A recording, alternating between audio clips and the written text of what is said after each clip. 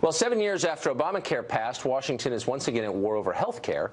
The war isn't simply one between Democrats and Republicans, but instead between different factions of the Republican majority in the Congress. We'll talk to the Speaker of the House, Paul Ryan, in just a minute. But first, take a look at what's been happening here in Washington.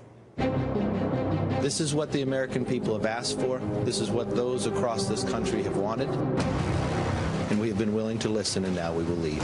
Right now, where it is, it's not what we told the voters we were going to do, and I don't think it's going to bring down the cost of insurance, which has got to be our goal. This is the conservative alternative to Obamacare. This is how we're going to reform health care in America and give choice back to people, rescue the failing individual market. We're proud of this piece of legislation.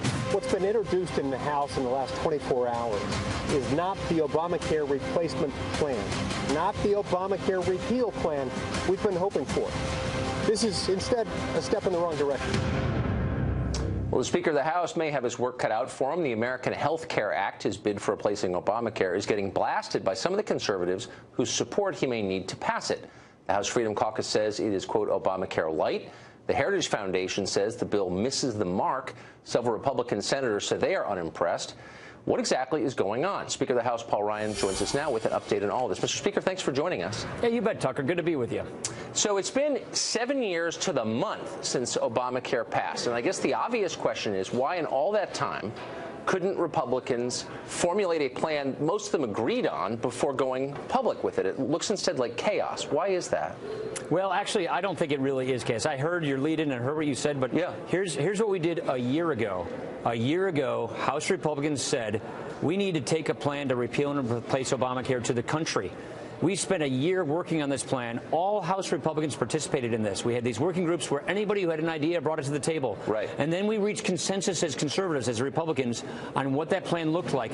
We called it a better way. We put it on the Internet. We all ran for Congress in 2016 on that plan. I remember.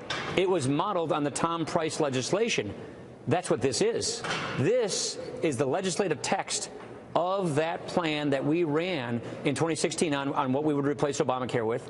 Tom Price, who's now the Secretary of HHS, was the architect of it. 12 Freedom Caucus members were the co-sponsor of that bill as recently as December.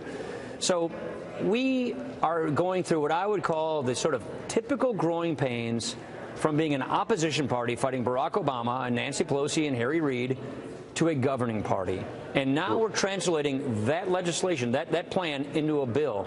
Look, I'm really excited. Here's why I'm excited. Wait, may I just ask you just really quick? Yeah, go ahead. So you rolled it out yesterday. You said you've been working on this for a year with some, with precise terms and everything.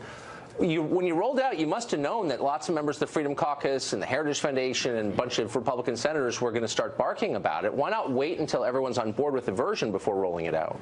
Well, like I said, all these folks helped pass this. We campaigned on this last year. Right. We did talk with all of these people. What I think is happening is people are getting a little confused about what you can and cannot put in what we call a reconciliation bill. Right. So I'm getting a little technical here. No, I understand. But there's 3 phases here, and that's what a lot of outside groups and folks just don't understand, the fact that if we put everything in the bill we possibly want, we would have a filibuster. We wouldn't be able to pass it in the Senate. So this bill, which is the first phase of a 3-phase plan, is what we can pass without a filibuster in a budget bill.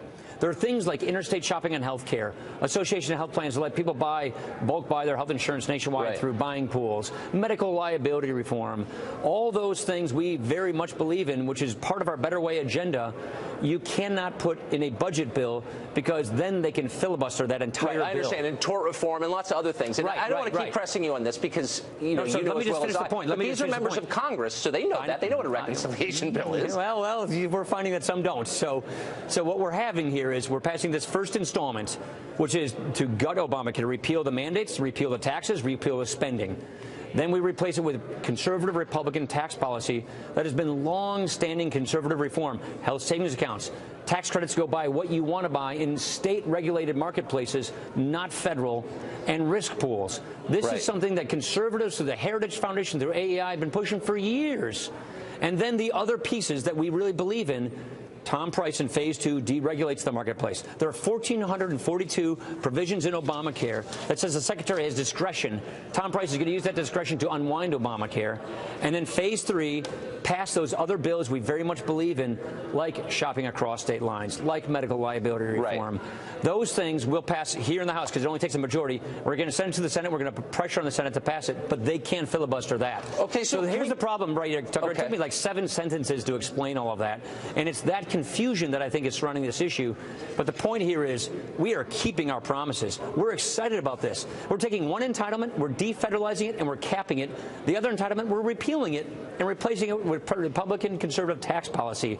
This is nothing but a win for conservatives. Well, okay, so let's get to the tax policy. So as I understand it, and I'm just reading this, so I may have it wrong, but there's an investment tax in here, the net investment income tax. And as far as I know, it only kicks in on couples making over $250,000 a year. So it's a tax on wealthy investors, and you're eliminating it.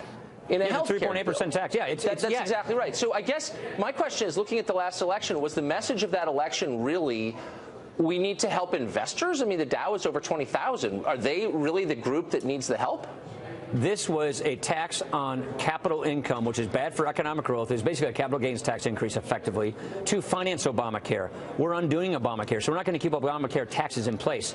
So all of these taxes, a $1 trillion tax cut that this bill represents, that is part of that $1 trillion tax increase that was in Obamacare to finance Obamacare. No, I know, but we're repealing. No, but we promised we would repeal the Obamacare taxes. This is one of the Obamacare taxes, so we're keeping our promise. And by the way, it's bad tax policy because it's bad for economic growth, and we're also repealing the Obamacare spending.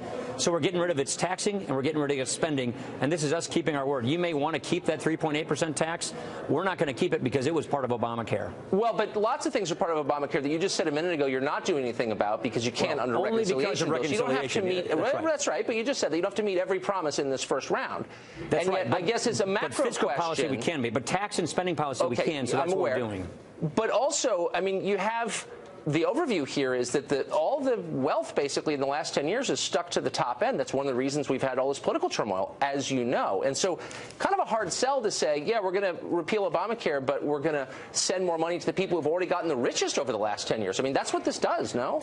I'm not a leftist. It's just that's true. I'm not that concerned about it because we said we were going to repeal all the Obamacare taxes. This is one of the Obamacare taxes. The other point I'd say is this dramatically helps us toward tax reform. I know it gets a little wonky, but by getting rid of the Obamacare taxes, the next bill coming up this spring and summer is tax reform. And that means the new tax code that we're proposing, we put this in our Better Way plan too. It's a part of our blueprint. Go online and read that as well.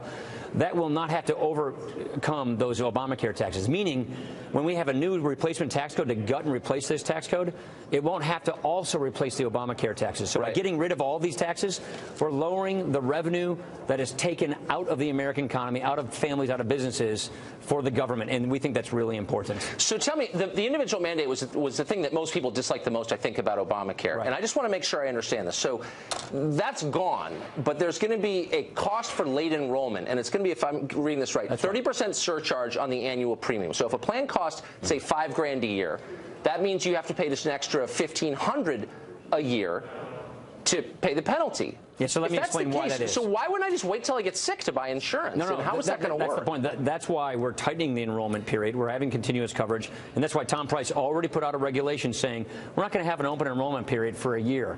One of the reasons why Obamacare is collapsing and it's crashing and its prices are so high is because they had an open enrollment plan time for a year, which is exactly what you're saying is what is happening now. What we're trying to do is prevent that from happening so we can drop the price of health insurance. You can't just say to somebody, wait until you get sick, then buy the health care. If you do that, then the health care gets really expensive. That's what's happening now. This tightens that up so that we can drop the cost of health care. But gives people a do-over. Gives it, look, if you want to go from this plan to the next plan, by the way, in the employer market, they already have these rights. So what we're basically trying to do here, Tucker, is equalize the treatment and the fairness between people who get health care from jobs and people who don't. People who get health care from their work, they can move from plan to plan without any penalty. We want to just give people in the individual market, guys working $10, $15 an hour jobs that don't get health care at it, we want them to be able to be successful. We want them to be able to have the same kind of tax treatment everybody else gets so that they can get affordable care. This does that. So what are you going to do about emergency Medicaid, which is a huge cost for the states? Billions a year are spent. It's 100% goes to to illegal aliens, as you know. Journal of the American Medical Association, 99% of this money goes to illegals, mostly to bear children at public expense in U.S. hospitals. And again, it's a big problem. Why isn't that defunded in this? Well, again, we're looking at bird rule reconciliation issues. What we're trying to do is make sure that you couldn't defund it under reconciliation? Yeah, we've got a little issue with that, and we're working on that with the Senate. So, again, we've got these goofy Senate rules we got to work with. We can't do every single thing we want to. We would do all of these things if we could without getting a filibuster. But we don't want to jeopardize this bill and make it subject to a filibuster, which means we can't do anything. So that's why we're trying to do this, so that we conform to the Senate rules. But here's one more point I'd say. Because we're delegating, we're giving Medicaid back to the states. It's a massive amount of federalism. Then the border state governors can do that. The border state governors decide what happens with their Medicaid populations. We cap it. We stop the expansion. We grow it at a slower rate over time, which saves trillions in the out years, which is a massive amount of debt reduction. And that is what we're doing here, which is a huge, huge conservative step forward for entitlement reform as well. More with Speaker of the House Paul Ryan ahead. We've wondered why Congress is heading home so often, really often, instead of doing the work they have on the Hill. We're going to ask him that in just a second. Stay tuned.